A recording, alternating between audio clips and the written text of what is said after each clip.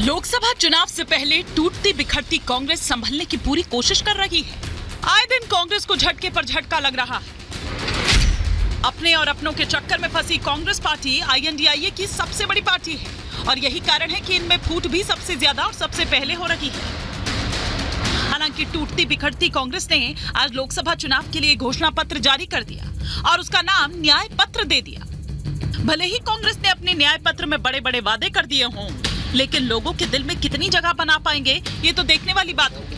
वहीं दूसरी तरफ कांग्रेस की घोषणा पत्र आने पर बीजेपी हमलावर दिखी।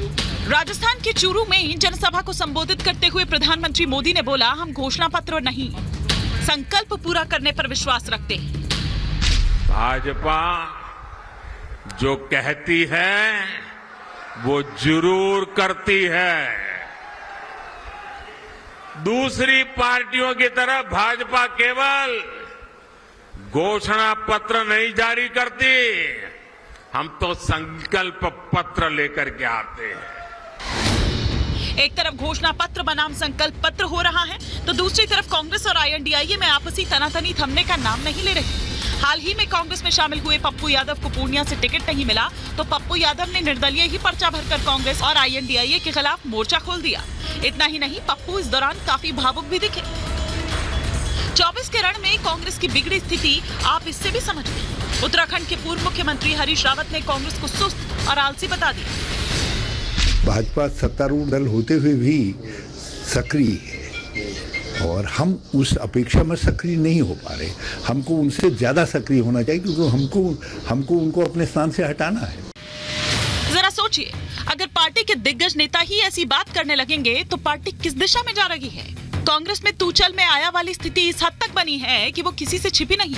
और अब ऐसे में मध्य प्रदेश के पूर्व मंत्री और कमलनाथ के करीबी दीपक सक्सेना भी माना जा रहा है कि जल्द ही बीजेपी का दामन थाम सकते हैं।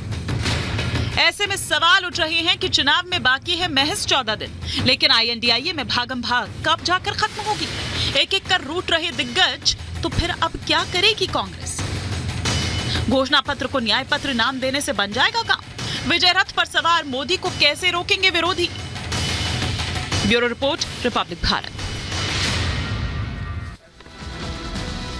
इसी पर और विस्तार से चर्चा के लिए तमाम खास मेहमान हमारे साथ जुड़ चुके हैं। फटाफट से परिचय मैं करवा देती हूं। शाइना NCG प्रवक्ता हैं भारतीय जनता पार्टी की, इस वक्त हमारे साथ जुड़ चुकी हैं। ममता काले जल्दी हमारे साथ जुड़ेंगे यहाँ नोएडा स्टूडियो से। साथ ही साथ विनीत गोयंका जी हमारे साथ जुड़ चुके हैं बतौर राजनीतिक विश्लेषक।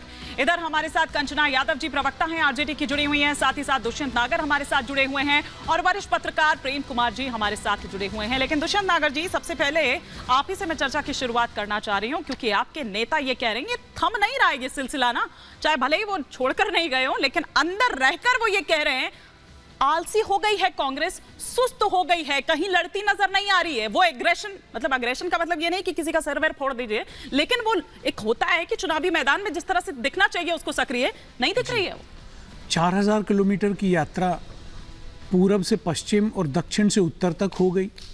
पूरे देश में बूथ बूथ पे कार्यक्रम चल रहे हैं, लगातार बड़ी बड़ी रैलियां हो रही हैं। और कैसे लड़ा जाता है चुनाव, अगर किसी के पास कोई और अच्छा सुझाव है तो उनको अवश्य बताना चाहिए। एग्रेशन, ये तो गुंडागर्दी का तो कांग्रेस की नीतियां ही नहीं है, ये तो गांधी के तरीके से चलने वाली पार्टी है। गुंडागर्दी, या मैंने पहले भी इसीलिए मैंने क्लियर किया कि सर फोड़ देना, एग्रेशन का मतलब आक्रामकता है। आक्रामकता तो ये है कि हम जाएं और दूसरी पार्टी के कार्यकर्ताओं को खींच के लाके अपनी पार्टी में जमा करें। तो हमारे पास तो भैया ऐसी कोई संस्था ED CBI है नहीं। अच्छा। कि जिसके नोटिस भेजें, लोगों को डराएं लाएं, तो फिर तो एग्रेशन से लड़ेंगे। मैं कहता हूं एग्रेशन से चुनाव नहीं लड़े जाते। प्यार, मोहब्बत, भाईचारा, अपनापन, लोगों की समस्याओं को समझ के चुनाव लड़े। प्यार मोहब्बत भी बचा नहीं पा रहा है आपके नेताओं को। मैं कहना चाहता हूं आपको, इस चुनाव का नारा है हाथ बदलेगा हालात। हाथ का पंजा, भारत के हालात बदलेगा। जो महंगाई जिस तरह से बढ़ रही है, बेरोजगारी बढ़ रही है, युवाओं में अविश्वास बढ़ रहा है, युवाओं की आत्महत्या बढ़ रही है, किसान आत्महत्या कर रहा है, ये सारे हालात बदल जाएंगे।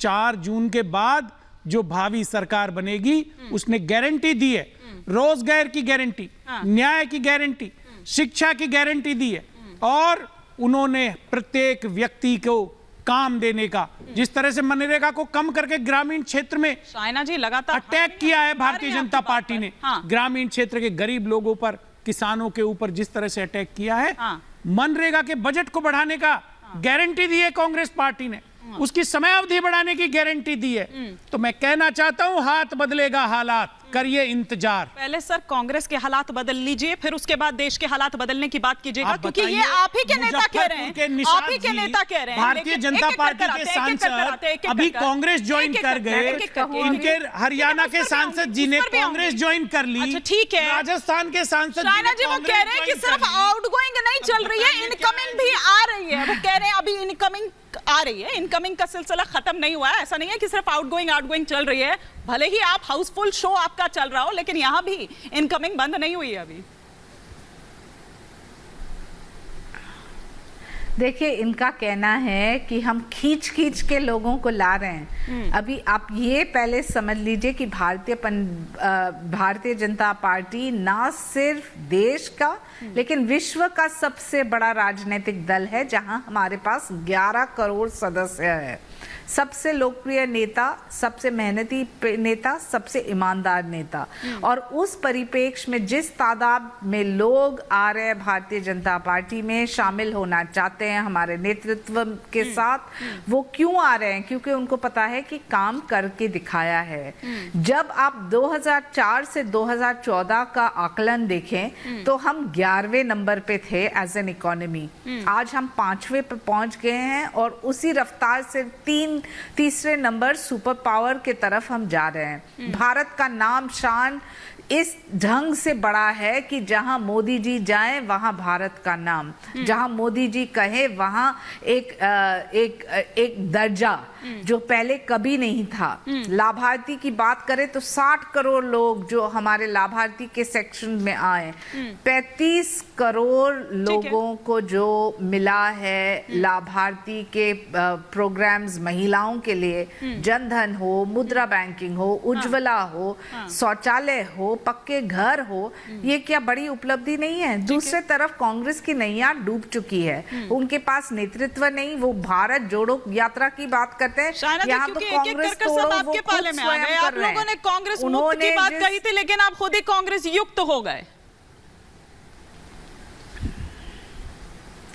देखिए, कांग्रेस का काम है पहली बार जब वो इंट्रोस्पेक्शन करें तो ये परिवारवाद के ऊपर टिप्पणी करें तो बेहतर होगा। ठीक है। जो राहुल गांधी सक्षम नहीं, आप उनको अमेठी से भगा के वायनाड भेजते हैं, वायनाड में वो आतंकवादियों का समर्थन लेते हैं और आप बोलते हैं कि कौन सा नेतृत्व, कैसा नेतृत्व है ये, कहाँ है चाल चरित्र? दूसरे तरफ मोदी जी की चाल चरित्र, नीति, नियत और विचारधारा एक विकसित भारत के लिए 2000 हम सब अभी 2024 की बात कर रहे हैं, पहली बार एंटी इनकम्बेंसी भी नहीं है, प्रो इनकम्बेंसी है। आप बताएं कि ये कितना बड़ा उपलब्धि है। इंफ्रास्ट्रक्चर को देखिए, एयरपोर्ट्स को देखिए, रेलवेज को देखिए, कोई भी क्षेत्र में जो तरक्की हुई है, ये सर्टिफिकेट हम कांग्रेस पार्टी से नहीं लेंगे, हम जनता और जनादेश और वोटर से लेंगे।